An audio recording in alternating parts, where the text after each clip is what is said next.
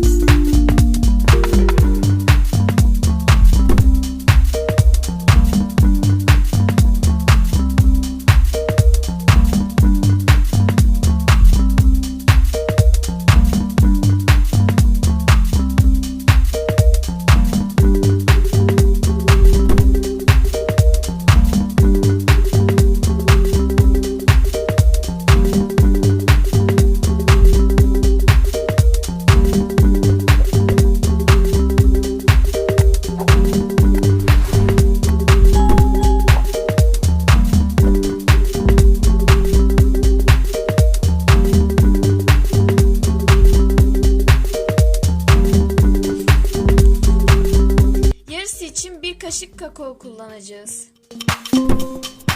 Karıştırıyoruz.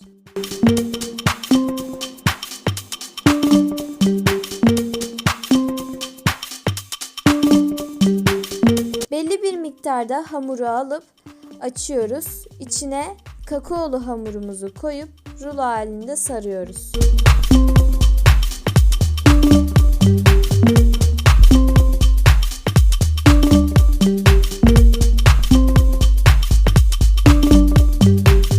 Her tarafı iyi pişsin diye eşit bir şekilde düzeltiyoruz.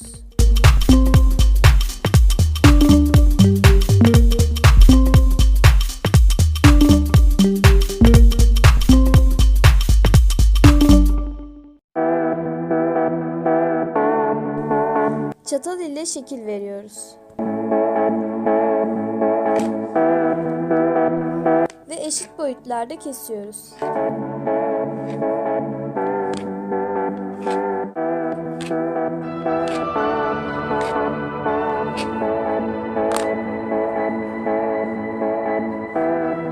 Pişirme kağıdını fırın tepsimize seriyoruz. Hamurları birbirine değmeyecek şekilde diziyoruz. Şimdi de kakaoluyu açıp arasına sadeyi koyup tekrar rulo haline getiriyoruz. Hamurumuz bitene kadar aynı işleme devam ediyoruz.